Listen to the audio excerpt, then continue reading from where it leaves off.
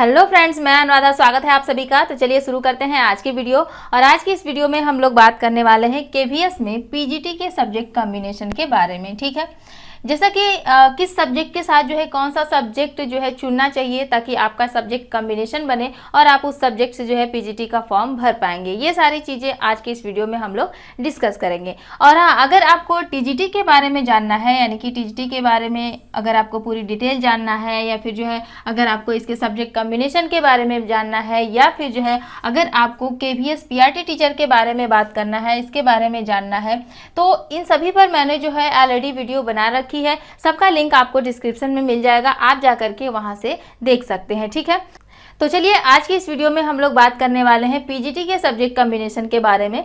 तो देखते हैं, सबसे पहला सब्जेक्ट है इंग्लिश। ठीक है, इंग्लिश से अगर आपको पीजीटी का फॉर्म भरना है तो अगर आपका पीजी में इंग्लिश सब्जेक्ट है, ठीक है, यानी कि आपने पीजी इंग्लिश सब्जेक्ट से किया है, तो आप जो है इंग्लिश सब्जेक्ट से पीजीटी का फॉर्म भर सकते हैं, यानी कि इंग्लिश से पीजीटी के लिए एलिजिबल होते हैं। इसका कोई भी जो है कॉम्बिनेशन सब्जेक्ट नहीं होता है। देखिए, कुछ ऐसे सब्जेक्ट होते हैं जिसका कोई भी कॉम्बिनेशन सब्जेक्ट नहीं होता है, तो उसमें हमें कोई भी दिक्कत नहीं होती है, कोई कॉम्बिनेशन बनाने की जरूरत नहीं होती है। हम जो है बड़े ही आसानी से उस सब्जेक्ट से पीजीटी का फॉर्म भर सकते हैं। ठीक है, चलिए देखते हैं। तो पहला सब्जेक्ट तो आपका इंग्लिश हो गया, जिसका कोई भी कॉम्बिनेशन सब्जेक्ट नहीं है, तो आप जो है अगर पीजी इंग्लिश से किए हैं तो आप इसके लिए एलिजिबल होते हैं। क्लियर। चलिए सेकंड नंबर की अगर बात करें, वो है हिंदी सब्जेक्ट। हिंदी के लिए क्या है कि आपका ग्रेजुएशन में हिंदी सब्जेक्ट के साथ संस्कृत एज ए सब्जेक्ट आपका होना चाहिए। ठीक है, और साथ ही साथ जो आपका पीजी है, पीजी आपका हिंदी सब्जेक्ट से होना चाहिए। ठीक, तो आप हिंदी सब्जेक्ट से जो है पीजी के लिए एलिजिबल होते हैं। समझ में आया। चलिए तीसरे नंबर की अगर बात करें तो ये है हिस्ट्री। अगर आपने पीजी में जो है हिस्ट्री लिया है, यानी कि अपना पीजी हिस्ट्री सब्जेक्ट से किया है और हिस्ट्री से अगर पीजीटी का फॉर्म भरना चाहते हैं तो आप हिस्ट्री के लिए जो है एलिजिबल होते हैं। ठीक है, चलिए उसके बाद हम बात करते हैं चौथे नंबर पर ज्योग्राफी।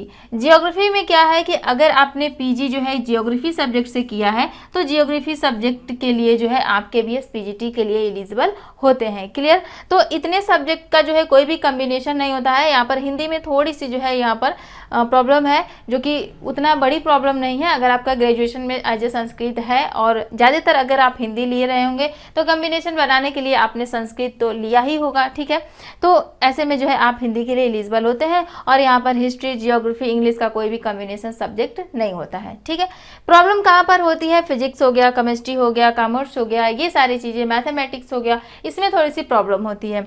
तो चलिए देखते हैं फिजिक्स सब्जेक्ट के लिए। फिजिक्स के लिए क्या है कि आपका पीजी में जो है फिजिक्स होना चाहिए। अगर आपने पीजी यानी कि आपने जो है एमएससी फिजिक्स से किया है तो आप पीजीटी दे सकते हैं, या फिर अगर आपने इलेक्ट्रॉनिक्स से किया है, या फिर अगर आपने अप्लाइड फिजिक्स से किया है, या फिर आपने न्यूक्लियर फिजिक्स से किया हुआ है, इसमें से किसी से भी आपने किसी एक से अगर आपने एमएससी किया हुआ है, अपना पीजी किया है, तो आप जो है फिजिक्स सब्जेक्ट से केवीएस पीजीटी के लिए एलिजिबल होते हैं। ठीक है, चलिए अगला सब्जेक्ट आता है हमारा केमिस्ट्री। ठीक है, और हाँ, वीडियो को अभी तक आपने लाइक नहीं किया है तो जल्दी से वीडियो को लाइक कर दीजिए और ज़्यादा से ज़्यादा वीडियो को अपने फ्रेंड में शेयर भी कीजिए, ताकि आपके साथ साथ उन सभी लोगों तक वीडियो पहुँचे जिनको इसकी ज़रूरत है, जो इसके बारे में जानना चाहते हैं। ठीक है, तो वीडियो को शेयर और लाइक जरूर करते चलिए। चलिए केमिस्ट्री की बात करते हैं। तो इसमें जो है आपका जो पीजी है, पीजी पोस्ट ग्रेजुएट, ठीक है, यानी कि आपने एमएससी किया होगा तो एमएससी में जो है आपका केमिस्ट्री हो,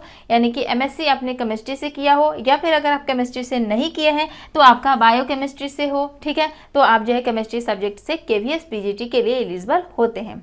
ठीक है, चलिए अगले नंबर की बात करते हैं कॉमर्स के लिए। देखिए, अगर आपका जो है पीजी वाणिज्य से है, यानी कि कॉमर्स से आपने जो है एमकॉम अपना किया हुआ है, तो आप जो है कॉमर्स से जो है पीजीटी के लिए एलिजिबल होते हैं। साथ ही साथ अगर आपने अप्लाइड या फिर बिजनेस से किया हुआ है एमकॉम, तो ऐसे में आप जो है कॉमर्स के लिए एलिजिबल नहीं होते हैं। कॉमर्स के लिए एलिजिबिलिटी चाहिए कि आपका जो है कॉमर्स से एमकॉम यानी कि वाणिज्य से ही जो है एमकॉम होना चाहिए। क्लियर हुआ। चलिए कुछ और सब्जेक्ट बचते हैं, उसके बारे में हम लोग बात कर लेते हैं, जैसे मैथमेटिक्स हो गया और भी सारे सब्जेक्ट हो गए, बायोलॉजी हो गया, ये सब। ठीक है, देखिए नेक्स्ट सब्जेक्ट है मैथमेटिक्स, ठीक है। अगर आपको मैथमेटिक्स के लिए केवीएस पीजीटी का अप्लाई करना है तो इसके लिए आपका जो है पीजी में मैथमेटिक्स हो, यानी कि आपने एमएससी मैथमेटिक्स से किया हो या फिर अप्लाइड मैथमेटिक्स से अगर आपने किया है तो केवीएस पीजीटी के लिए एलिजिबल होते हैं मैथमेटिक्स सब्जेक्ट से। क्लियर हुआ।